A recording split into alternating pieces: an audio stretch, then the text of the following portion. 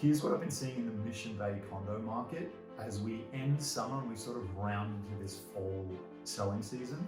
Mission Bay has been this crazy up and down sort of roller coaster of a year where some condominiums have been selling really well and others have been really difficult to sell. For example, if you had a condominium with a view and some outdoor space, it's been flying off the shelf. It's been selling really quickly at all price points, even above the $2 million condo price point.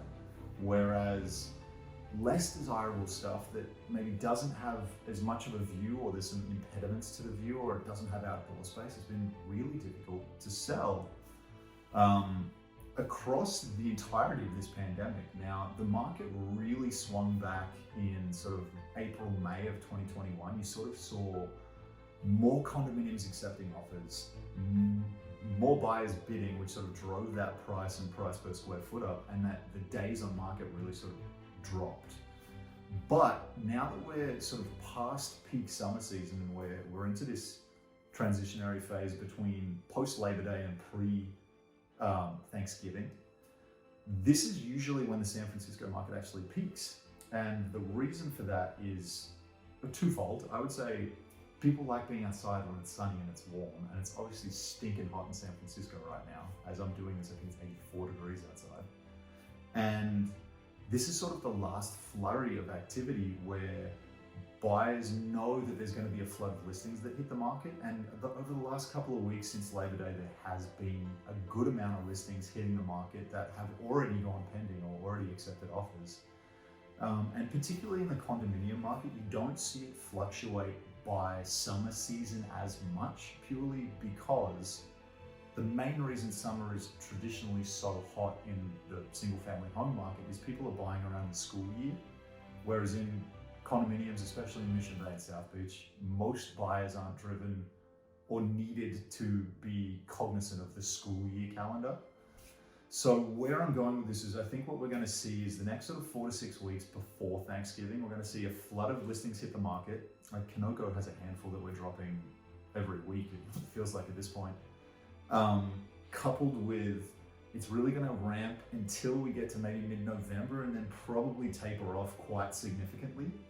The reason I say that is the back to office, all the major companies in the area that had their back to office dates set for September this year, that got pushed back to January, February.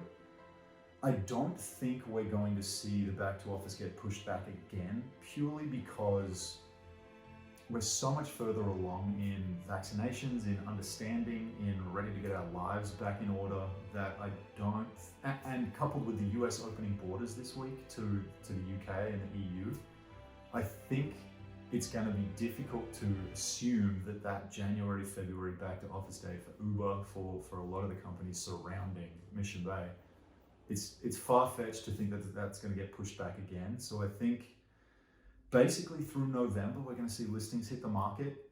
It might be a bit more of a more active December, January this year than years past, purely because, again, back to office is hitting. So people are going to be thinking, do I want to commute from the suburbs, or do I just want to get a condo in the city and just be ready to go for the 2022 year? So if you do have a property that you've been thinking of selling, my advice would be to either list it immediately right now, or probably wait until mid-January, maybe early February, once that back to office has officially happened and there's a flood of activity, there's more people in the area, there's more people around.